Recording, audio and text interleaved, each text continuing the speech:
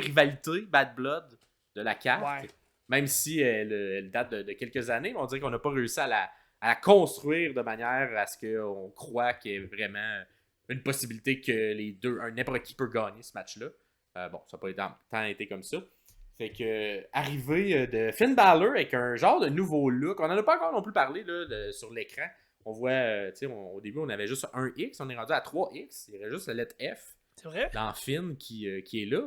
Est-ce que ça fait quand même quelques semaines là, que cette entrée-là, mais est-ce que ça veut dire que peut-être on efface tranquillement pas vite Finn pour peut-être faire un changement de personnage éventuellement et garder juste Balor, qui était plus le démon?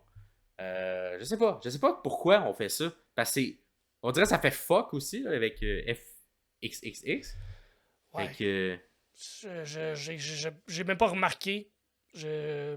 Là, j'analyse là, ce qu'on essaie de me présenter, mais on dirait que je suis peut-être c'est tranquillement pas vite, on efface ce personnage-là en mettant de plus en plus de X sur Vois-tu, toutes les lettres du nom. l'entrée, les X, j'avais pas remarqué, mais ça va être. Je reviendrai, je vais essayer de Ok. mijoter quelque Ouais. chose puis de revenir Ouais. là-dessus. Mais le. Il arrive avec un genre de petite poche à patates à la tête Ouais, ça, également. j'ai pas compris. Il doit y avoir une explication, il doit y avoir quelque chose sur Internet qu'on peut trouver qui explique pourquoi il était avec une poche à patates sur la tête. Ouais. Mais. On dirait qu'il allait voter au Québec. Oui, c'est exactement là où je m'en allais. Il a voté au Québec pendant la COVID.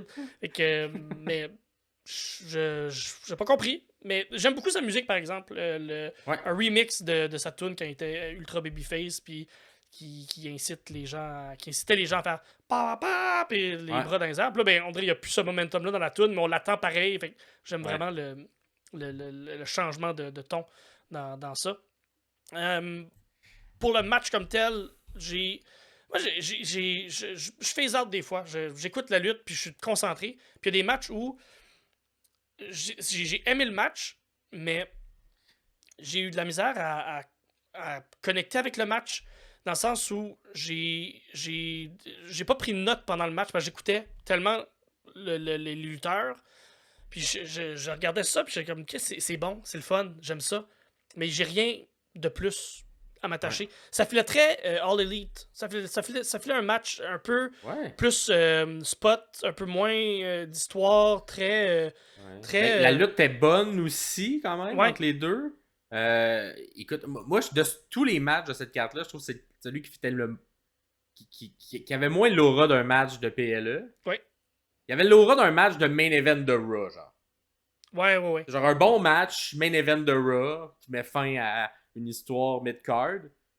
Mais là, on l'a mis en PLE, puis on dirait que c'est ça qui. Parce que le match, il n'y a pas de botch, il n'y a pas vraiment rien. Même, je trouve qu'il y a des très beaux spots qui se font. Ouais. Il y a le swing blade de Finn a été abusé là, un peu. Là. Ils ont le fait d'un peu partout, mais il y a eu le Razor's Edge. lancé. Ouais. Bref, Priest fait souvent qui a été fait à l'intérieur du ring, qui a été fait également à l'extérieur sur le bord du ring, qui rentrait. On s'est battu également autour de la table des commentateurs. Écoute, jusqu'à là, tout allait bien, tout était super bon. Puis là, ben, comme c'est un match Judgment Day, un peu comme à une certaine époque, comme quand c'est un match de la Bloodline, ben, on s'attend à ce qu'à un moment donné, quelqu'un du Judgment Day arrive. Et ça l'arrive, ce moment-là. Fait que t'as Carlito, tout d'abord, qui arrive, pendant que de l'autre côté, GD arrive. Fait qu'on vient faire un peu un classique. Il se débarrasse des deux de manière très convaincante, Monsieur Priest, que j'ai l'impression qu'on essaie de vendre quand même fort. Mais ça permet de reprendre l'avantage côté de Finn Balor, qui enchaîne pas un coup de grâce, mais deux coups de grâce, quand même, 2 fois un finisher. T'es comme tabarouette, il va-tu être capable? Mais non, il est pas capable, simplement 2.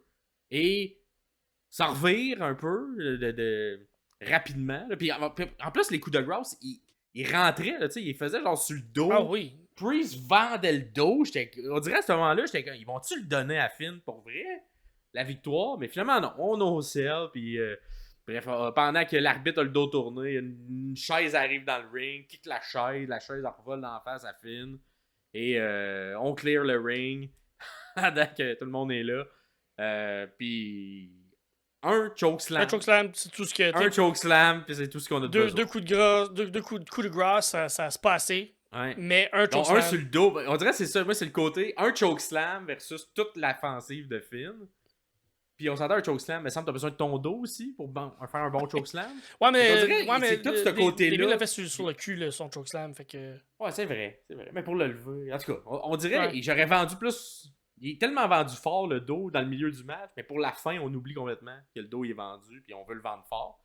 Fait que, écoute, une fin de match qui est pas très surprenante pour moi, mais avant le petit côté très Judgment Day, avant que tout ça arrive, je trouvais le match très bon, très efficace. Pas un très long match non plus, c'est le plus court match de la carte. Fait que un petit 12 minutes bien tassé. Fait que ça me faisait un peu plus penser à un match de Raw qu'un match de PLE. Mais c'est peut-être parce que tout était très prévisible. C'est peut-être pour ça que j'ai cette impression-là. Mais bon match aussi, tu sais. C'est pas. J'ai rien de mauvais tant que ça à dire sur le match. J'ai plus de choses positives à dire sur le match que de choses Mais il n'y a négatives rien à faire. qui sort de l'ordinaire, il n'y a rien qui fait comme waouh, je vais m'en souvenir toute ma vie. Non, on va passer à autre chose, puis la feud va continuer ou elle va finir. Ben, je pense pas qu'elle va finir là, mais. Vois-tu, je sais même pas quoi dire à la fin de ce match-là parce que c'est un peu ce qu'on s'attendait qu'elle arriver. Fait que, Ouais. où ça s'en va après. Il manque de surprise Ouais. dans cette rivalité-là. Ouais. Je pense. C'est ça que surtout. Il manquerait comme un petit élément de. Je sais pas. Je ma Finn qui revienne en démon. Là, on dirait ça amène un petit. Oh! Là, j'ai le goût de l'écouter, ce match-là. On s'en va vers où? Pourtant, le build est intéressant parce que ça date d'il y a un an. Un an et demi à SummerSlam en 2023 où le Damien est arrivé avec la valise, puis ça a empêché Finn de gagner la ceinture du World Champion. Puis il a eu la revanche à SummerSlam un an après. Puis là, Finn l'explique un peu dans la vignette avant, quand on explique un peu l'histoire. Puis là, Finn est comme j'ai attendu au moment où tu étais faible. Puis ok, mais ça veut-tu dire que l'histoire est finie? Ça veut-tu dire que l'histoire va continuer? Il y a eu un gros build-up très long, mais avec des gros moments où il se passait rien un peu, où c'était trop subtil comme build-up. Mais c'est peut-être la nouvelle. C'est le genre d'erreur qu'on faisait pas sous l'ère de Vince. C'est peut-être un angle mort que Triple H, Paul Lévesque va avoir. Il aime ça le slow cooking. Mais des fois, trop lent, ça enlève la magie d'un beau momentum, d'une belle lampe de rangement. Il faut comme qu'il trouve son sweet spot. Parce qu'effectivement, il y avait beaucoup d'éléments très bons, mais tellement mis sur une longue période qu'au final, on sent plus tant la rage, mettons, comme Drew contre Punk. Comme d'autres types de rivalités qu'il y a eu à l'intérieur de toute la carte. Même, je dirais, même Bayley, Nia Jax, à la limite, c'est un petit peu mieux. C'est un peu plus la rivalité entre les deux. Mais celle-là, elle aurait dû être facile à faire, mais on l'échappe un petit peu dans comment on raconte l'histoire. Fait que c'est peut-être ça qui fait que. Parce que le match il est bon, mais pourquoi on n'est pas plus émotivement embarqué? C'est peut-être ça, le fait que. On le voit venir, puis on le sait que présentement, on est en mode. On reconstruit Priest. Moi, je sais pas si vous qui nous écoutez, vous êtes comme moi, mais moi, Damien, j'accroche pas, j'ai de la misère. Fait que c'est peut-être ça aussi qui impacte l'appréciation du match. Je sais pas. Ouais. Moi, je l'aime pas tant que ça, mais ouais, effectivement. Ça a peut-être un lien. Puis Finn, je l'aime beaucoup, puis pourtant, j'ai pas. J'ai pas de temps embarqué là-dessus. Fait que, écoute, un match qui passera pas nécessairement à l'histoire.